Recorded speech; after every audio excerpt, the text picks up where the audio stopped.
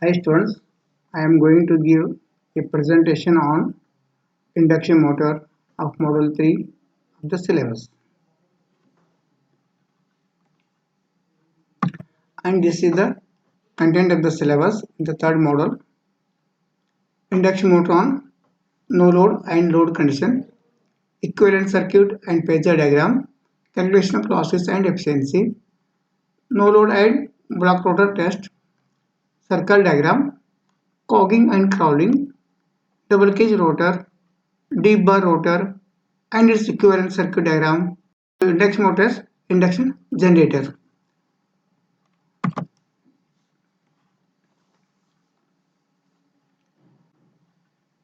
Induction motor. Let us glance about the induction motor. In almost all industries, 90% of machines are used induction motors. Reason for that is having many advantages like robust in construction, easy to handle, good efficiency, maintenance is less, easy to repair, and it having low cost. By considering all these advantages, induction motors are maximum used in various applications. In previous class, we have discussed about the construction of induction motor. There are mainly two types of induction motors. One is squirrel cage induction motor. Other one is phase wound induction motor. It is also called as slip ring induction motor. In both the cases, the stator is same, but rotors are different. Because of the rotor construction, they are classified as like the main construction of induction motors. There are mainly two parts. One is stator, other one is the rotor. Stator is the stationary one, and rotor is rotating one. The rotating magnetic field, that is RMF, is produced in the stator winding and maximum flux is produced in the winding. And working of induction motor, that is how rotor starts rotate. These things are studied in the previous classes. On the basis of the construction of the rotor, as already said, the classification of induction motor is done. Here we can see the arrangement of both the types of rotors, squirrel cage rotor and slip ring rotors. You can see these two things in the figure.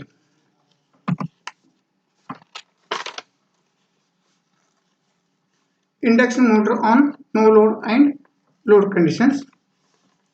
The figure shows the induction motor as generalized transformer. Stator of induction motor forming the primary and rotor forming the secondary, that is rotating one. The exact equivalent circuit diagram see in the next slide.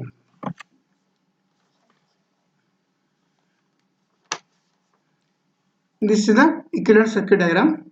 Here V1 is the applied voltage per phase to the stator. R1 stator resistance in ohm, X1 leakage reactance in the stator, I0 no load current in ampere, IW working component current in ampere. This current is flowing through the R0. Imu is the magnetic component current in ampere. This is flows through the X0. E1 is the EMF induced in the stator side. In second side, the R2 is rotor resistance in ohm, X2 is rotor reactance in ohm, S is the slip, ER is EMF induced in rotor side, I1 stator current in ampere, I2 rotor current in ampere, I2 dash is rotor current referred to the stator side. Primary side represents the stator side, secondary side represents the rotor side. As these are the parameters of the equivalent circuit diagram, already we discussed there the previous slide.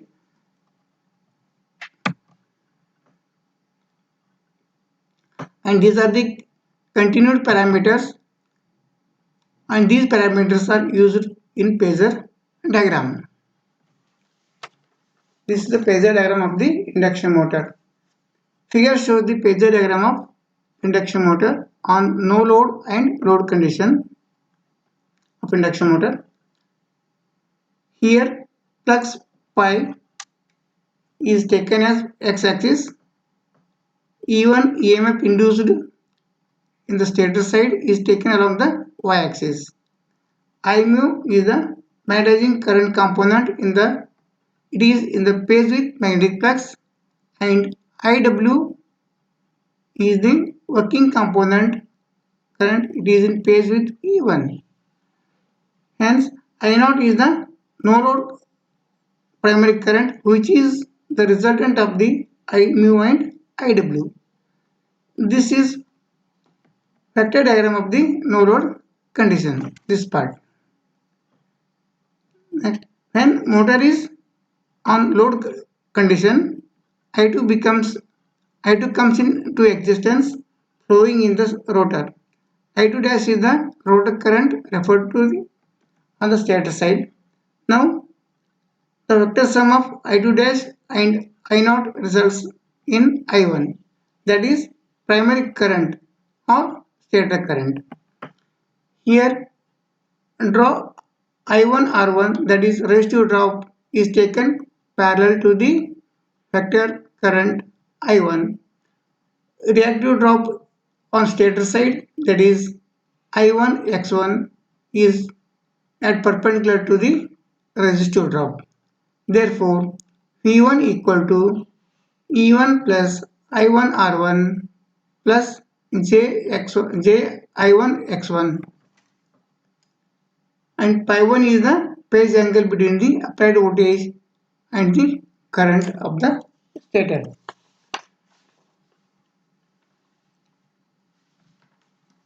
On rotor side, I2 R2 and I2 SX2 are the resistive and reactive drops.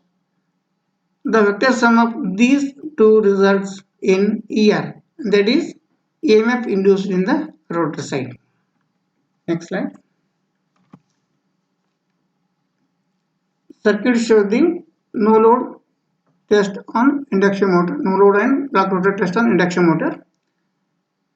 Here 3-phase supply is given to the 3-phase auto transformer, and the circuit is connected as shown in figure, that is wattmeter, voltmeter, ammeter. Switch on the supply, apply the voltage by varying the thermostat up to rated voltage, that is 415 volts, and take the readings. At no load, slip is very small and it is negligible. Therefore, rotor copper loss also negligible. Only you are considering the stator copper loss, that is stator copper loss equal to 3 I0 square into R1. It is helpful to draw the circuit diagram. And take the readings of I0, V0, W0 and enter in the tabular column, that is shown in the next slide here. I0, that is VL of V0 and W0 and cos pi naught, and find the cos pi naught. And next, block rotor test. The above circuit is same as for this test also. Only the rotor is blocked. The rotor is blocked, that is by holding the rotor shaft by hand. Here apply the voltage by thermostat up to the rated current and take the readings of ISC, VSC, WSC and calculate the pi SC. So to enter the ISC, VSC, WSC in the tabular column and calculate the pi SC.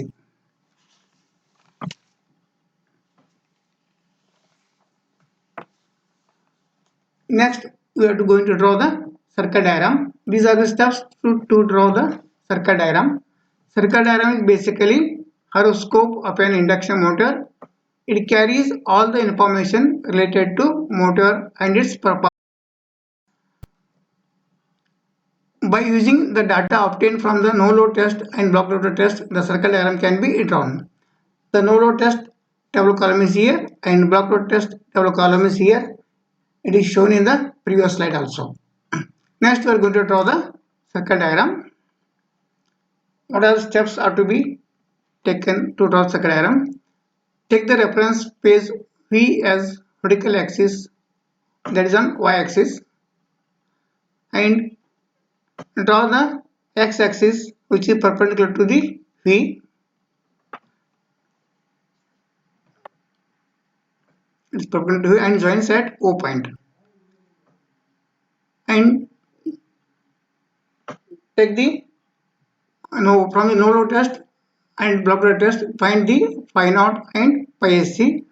We are using these two things to draw the circle diagram, and these are the formula for that to find the phi naught and pi sc. And take the I naught, that is no load current from the open circuit test, that is I naught,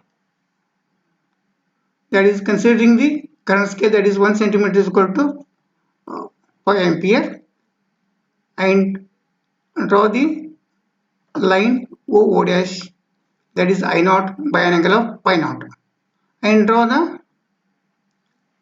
parallel line to the x-axis from the O dash to the D, that is dash to D. And now calculate the short circuit current, that is ISN, with the normal voltage, that is using the formula ISN equal to ISC into V0 by VSC. And taking the current scale, draw the OA dash, that is the ISN, and by an angle of pi SC. Join A to O dash and bisect the O dash A line, that is called as the output line, which bisect the O dash D at point C, and O dash C as the radius. Draw the semicircle by using the compass, and it passes through the A, and draw the vertical line from A to G, that is the total losses, and EF is the total copper loss, and FG is the no load losses or fixed loss, that is. As AF represents the sum of the rotor copper loss and the stator copper loss. And to locate the point E, EF and AE, you take the ratio of AE by EF equal to rotor copper loss by to the stator copper loss. By considering this ratio, we are going to locate the E point in between the A and F. Just to locate that E point in between the A and F, and join the E and O dash, that is the torque line. E and O dash is the torque line. And to calculate the power scale, measure the length of the AG from the circle diagram in centimeter. To calculate the short circuit power, that is WSN is equal to WSC into V naught by VSC whole square. Therefore, power scale equal to WSN by AG, that equal to watts per centimeter. To show full load points on circle diagram, initially we have to find full load output power, which is obtained by horsepower, that is HP, into 746. HP will be given in the problem statement. Next, to convert this full load output into length, therefore full load output in centimeter equal to full load output in watts to the power scale, that is in centimeter, that says AW. Extend the line GA vertically upward as to AW, which is obtained by the calculation. Draw parallel line to output line which passes from W point and intersect the semicircle at L. Draw perpendicular on x-axis from point L to K. It is here. And locate the points PQR on this line LK. PQR. And it's showing the AE is the stator copper loss, rotor copper loss, and EF is the stator copper loss. And next, join OL. OL represents the full load current of motor, that is I1, and lagging the angle by pi 1. These are the parameters of induction motors that can be calculated from the circuit diagram. The total motor output input equal to LK into power scale. Power scale is the what we have taken earlier. Similarly, we can find the fixed losses, stator copper loss, rotor copper loss, total losses, rotor output and rotor input, slip, power factor, motor efficiency, rotor efficiency, starting torque.